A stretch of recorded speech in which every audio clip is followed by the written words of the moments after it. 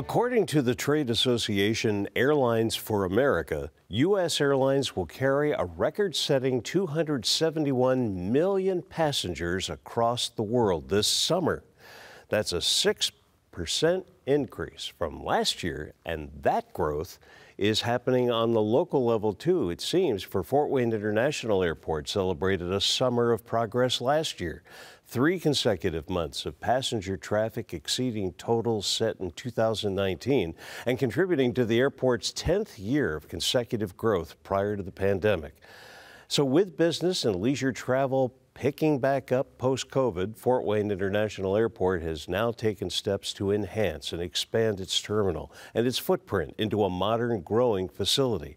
And beyond the benefits to those traveling, these airport-altering projects complement area economic development efforts through new and upgraded services. And we'll learn more about Project Gateway and then some on this edition of Primetime. Good evening, I'm Bruce Haines.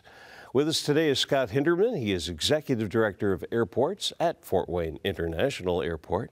And also with us is Ellen Cutter, Chief Economic Development Officer with Greater Fort Wayne. And we're glad you're here too. You can join our conversation with your questions and comments. Just call the number that you see on the screen. As we widen out, once again, welcome you to the weekend. And there's Ellen Cutter from Greater Fort Wayne. There's Scott Hinderman from Fort Wayne International Airport. Thank you both for being here. Thanks for the invitation.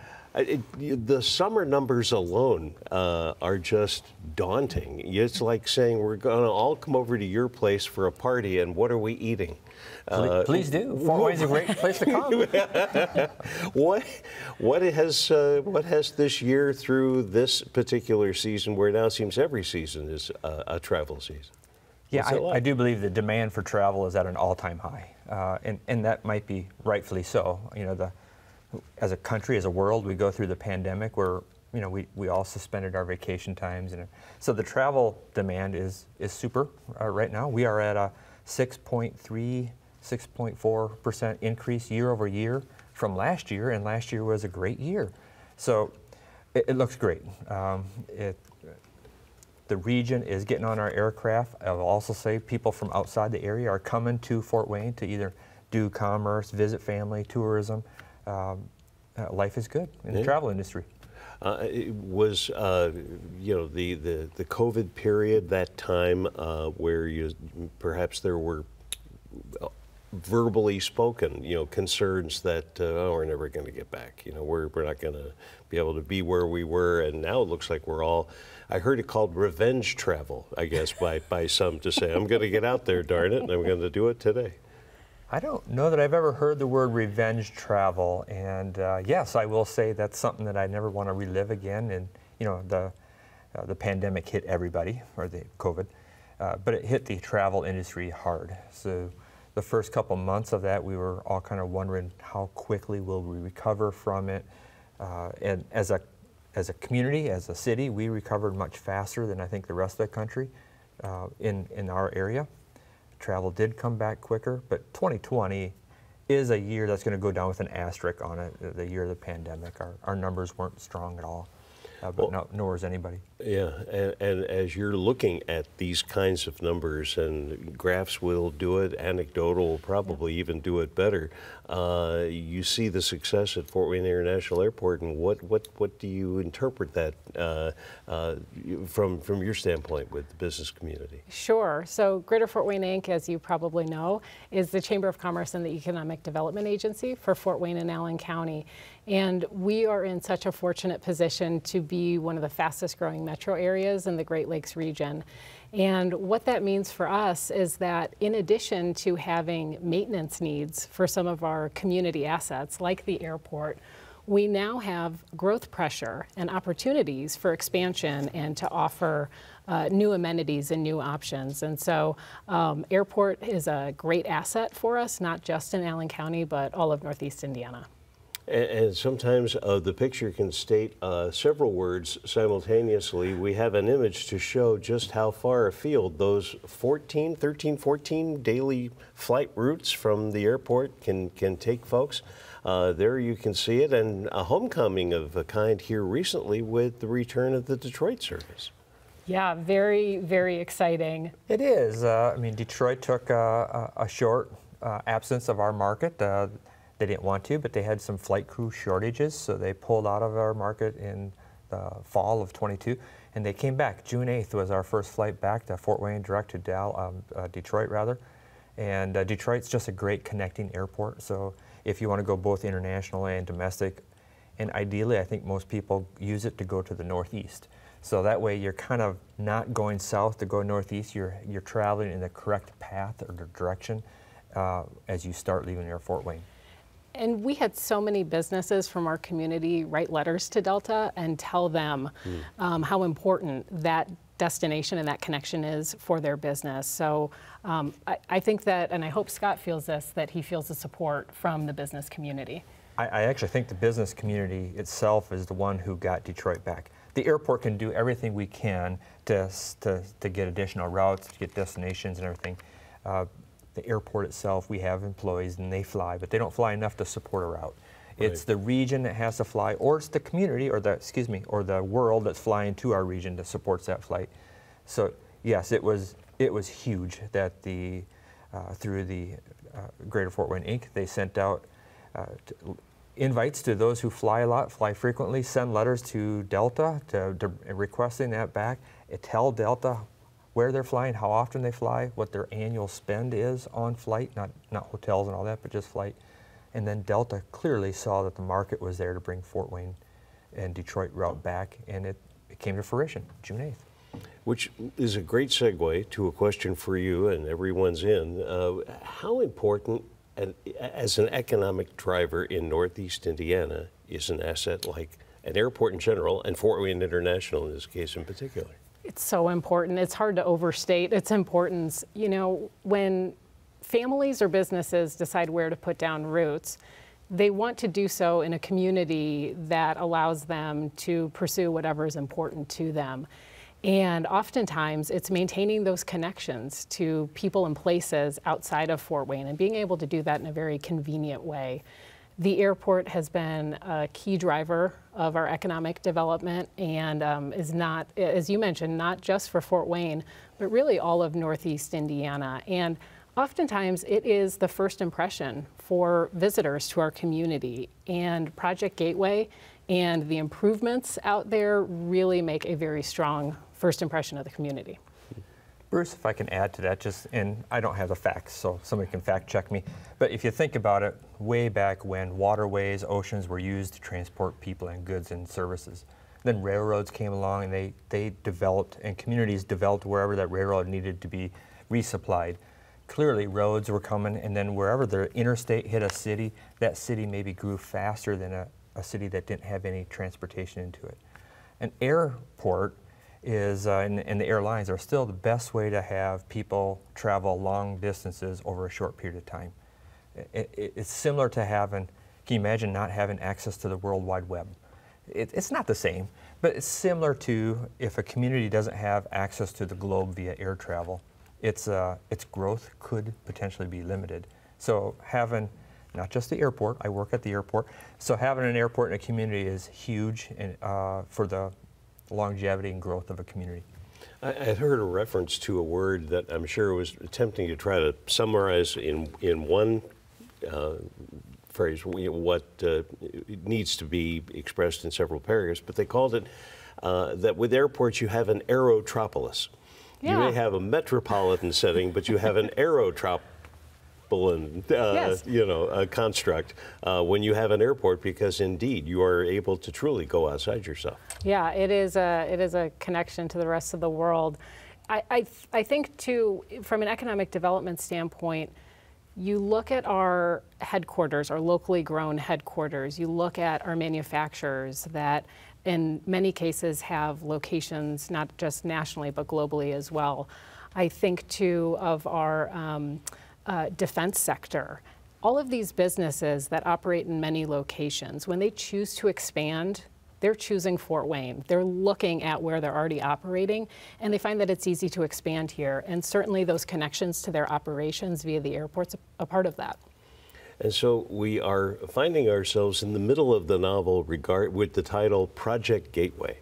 I'd like to go back to close to page 1, maybe the whole table of contents, to ask what were some of the considerations that were on that whiteboard that said we need to keep up with this kind of demand and the kinds of positive pressures that economic development, are all about.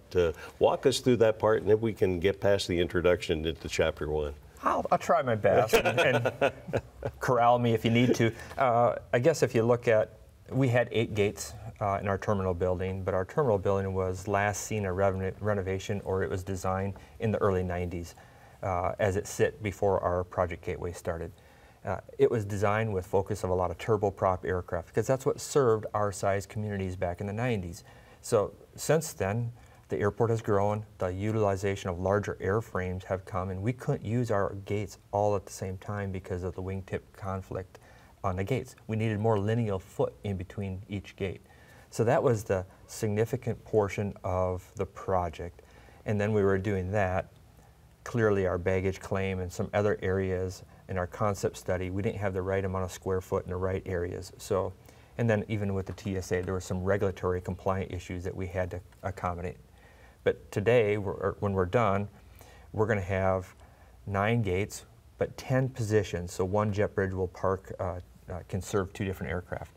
And all those positions will be able to be supported a larger aircraft.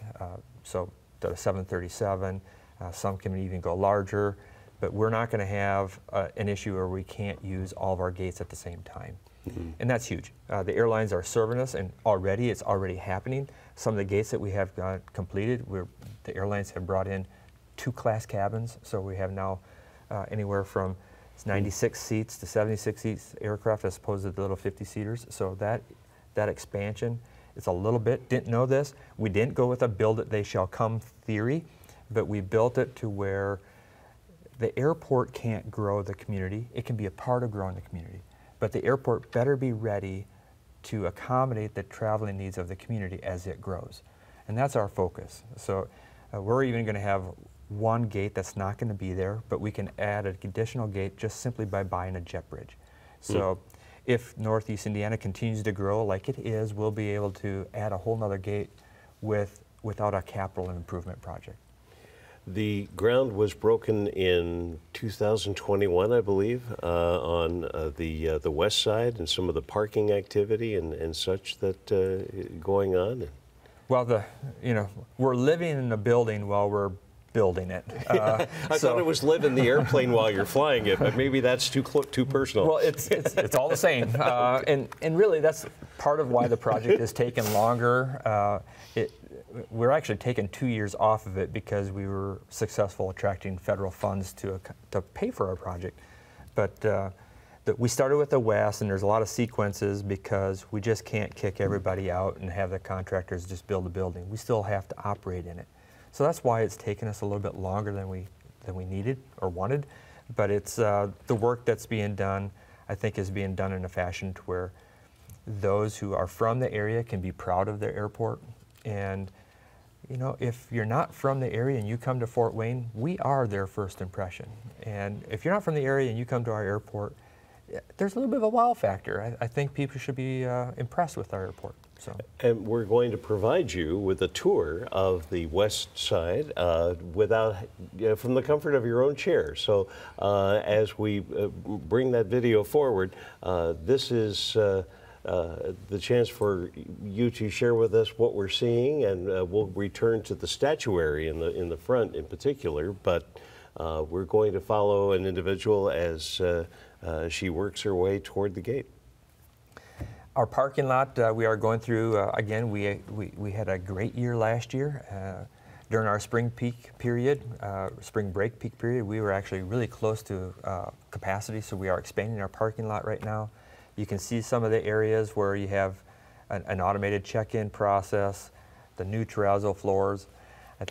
It's a small thing, but sometimes the details are in the small. All of our, I guess our queuing areas, they're magnetic to the terrazzo, so they don't get moved around. They should all be lined up perfectly, so it looks neat and orderly.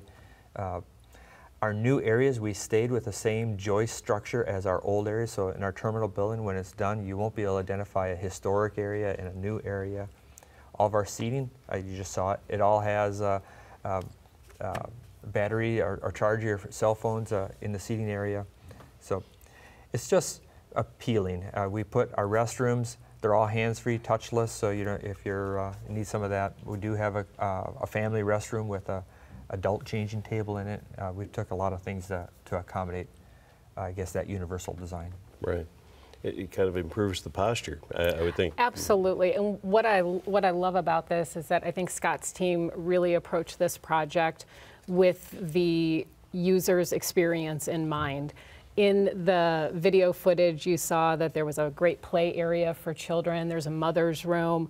Those are great amenities for traveling parents and children. I know when I fly FWA, I really enjoy the swivel chairs and the free Wi-Fi, and you probably saw on the footage as well, very convenient charging stations on the armrests. It's things like that that just make it a very enjoyable experience. And a good time to ask about the importance of accessibility, you know, through all of this before we set up a tease of what is coming to the east side of the terminal with its expansion, but certainly amenities and upgrades to improve accessibility for individuals. Talk of how you got there. Well, it would have been easy to tell the architect and the contractor to say, we'll make sure we're compliant with ADA. There's a whole lot what you don't know. So seeing our terminal, being in our terminal building, whenever like Turnstone, whenever they have tournaments, you see a lot of people coming through from different parts of the country, different parts of the world. And they, I don't know if it's a rule on them, but they typically travel in their uniform jersey or a jacket. So, or not, but it felt like it's a little Olympics in our airport. So we saw that there's a need. So Turnstone, AWS, NIDAC, they were very helpful. We called them, they showed us, they came out with people who had some challenges with mobility, and they showed us, don't be afraid of asking a question. What is it that you need to know? And then we got them with our architectural team, and we put things in. We're the first airport in the country that has a cane trail in our terminal. Cane trail, so those who are visually impaired, they can actually navigate the terminal building by using the cane trail. What else? Even like the visually impaired, every place where there's a decision point, whether it's a gate, a restroom, there's a ceiling feature that's a different color. And you know, that is for those who are not necessarily 100% blind, but who are visually impaired. They like to see a different in the shade, so they know that there's a decision point. Even our website, we modified our website quite a bit because we learned from everybody that those who have mobility challenges, they do a lot of reading on websites, not at this airport, but every airport they're going to touch so they can navigate the airport. Yeah. And so we improved the ADA side of our website. Let's take a look at the east side terminal activity. Happily, west side completed this year, and east side is coming soon. The east side will be done in August of 2025, so yes, soon. But the good news is the east side is, we combined both phases, so the east side will be done and then we'll completely be done. I guess that picture right there, one of the things that we are going to have is, you know, a lot of airports had observation decks in the past. We are now again going to have an outside area, so when you go through checkpoint, you'll be able to go up on a balcony and get some fresh air. Might not be used in January, but in the summer times it'll be nice. And then you can see just where our terminal building is going to have that half moon shape on the ramp side, so the gates can have the gate areas as well as the wing clearance.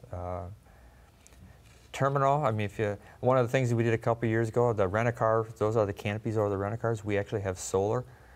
That solar has really worked out on top of our rental-car parking. Our airfield is net zero from that, so it's an attractive environment. So I guess it's going to go in. This is the area where the rent-a-cars are and baggage claim. One of the things that this project is to do is our checkpoint. When you come to the terminal building today, our checkpoint is like right there. So you come in the door and the queuing for the checkpoint line is there quickly. We're moving the checkpoint back into where, if you remember our airport, where the regional hold gates 1 through 4 was. So then the queuing area will kind of go where the checkpoint is today, and we'll just have a little bit more space to queue the customer as well as get in the building without running into each other. It does seem like there's a lot more that's opened up now to create more of a living space while folks are getting their minds set on the next thing coming up. Well, in our terminal building, we put a little bit more glass in it, so we have, all of our lights have natural light harvesting. So if it's a bright sunny day, our lights dim down just to save some power. And then that is kind of the grand area, if you will. On the right is gate 4, and the restaurant is coming upstairs to the second level floor, so it's going to be, the restaurant will be in close proximity to all the gates, so you don't have to go eat too far away from your gate, so you can connect that flight. And then this is gate 3 and 2. We're going to mimic the restrooms and the mother's rooms on the east side, just like we did on the west side. And in all this too, each element of this, from the services provided to all that happens backstage, if you will, to be able to bring those services forward, all of that and extra economic development. Absolutely, absolutely. And you know, one of the things that I think is so important is that in addition to the capital investment and the upgrade in the facility, it's how Scott and his team run the airport. It really is about the Hoosier hospitality. That goes much further than the cookies, although everybody does love the cookies. It really is about the opportunity to use valet, free Wi-Fi, the fun promotions for leisure travelers during spring break. Really, you know, the staff had Hawaiian shirts on and fun music, and really created the experience that made people feel like they were on vacation before they'd even left home. So I think it's the combination with that and the incredible investments that when they come together, it really does make a significant impact. Yeah, I was saving this for later, but you did mention it. So let's share what the cookie experience is all about. This has become international and viral and such too over the years, Scott, if I understand right. We do. I think it was in the early 2000s, a past board member came up with the idea. Ellis Bakery is right across the street from the terminal building. So especially in the summertime and in the wintertime, but you walk out our front door of the terminal, you can smell the, I call it like the scent of grandma, where you can smell grandma cookies baking. So somebody came up with it, our past board member came up with the idea of why not give every passenger as they come in and welcome them to Fort Wayne with a cookie. That has been going on. We're just a little close to 3.5 million cookies handed out since the program started. And you know, hey, some people might take 2, and that's okay. It's been known to happen before. Like they missed the meal, but they knew there was dessert, and you start with that first when you get off the plane.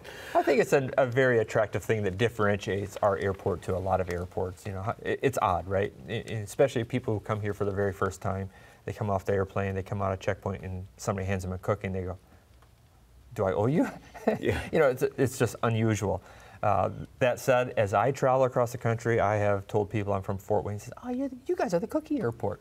So it's got legs. People have heard about it, not just the local folks that are aware that Fort Wayne gives you a cookie. You're also the discrepancy-free airport, I understand, for about a decade now, which is a wonderful compliment, as you were saying, Ellen, about how the airport is run and such. That is amazing, and I'm very privileged. I work with a great group of people, and you know, the FAA, where airports are heavily regulated, and as it should be, the FAA comes out and they do a certification and safety inspection every year, and we have now made 10 years of discrepancy-free.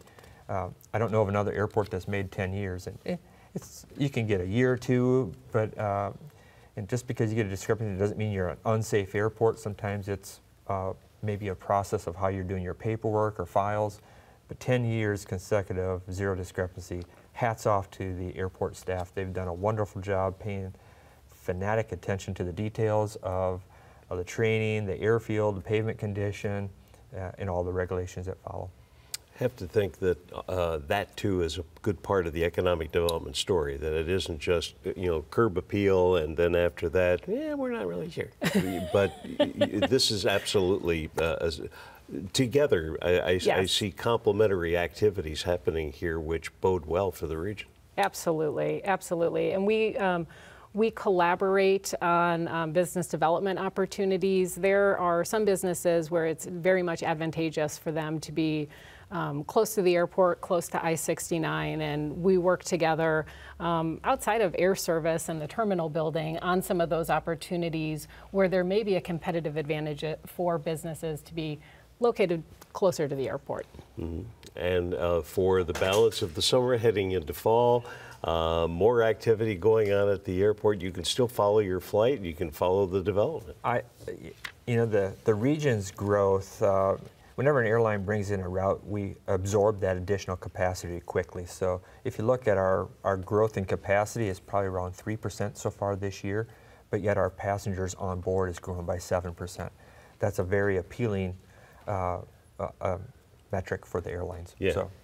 And you will find their websites as appealing too, as to visit them in real life, which we hope you will as well. There it is, fwairport.com, and information available there, and find all sorts of things that are taking place in the region, complementing the great work in the skies and on the ground at Fort Wayne International Airport, where Scott Hinderman is the Director of Airports and Ellen Cutter is the Chief Economic Development Officer. GFW, thank you so much. Thank you. And thank you for allowing us to be a part of your evening. I'm Bruce Haines for Primetime. Take care.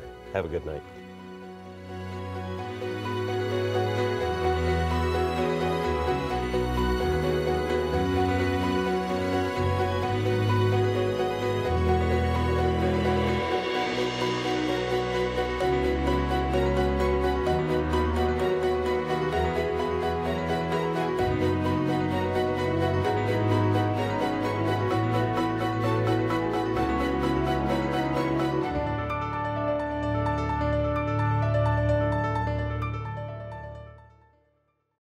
The preceding program on PBS Fort Wayne was made possible in part by Nugent Law, specializing in estate planning and elder care law, emphasizing independence and quality of life. Serving Indiana, Ohio, Michigan, and Florida. More information at nugentlaw.com. At Purdue University Fort Wayne, we know what it takes to get where we're going. It takes a first step. It takes every step after. It takes a mastodon.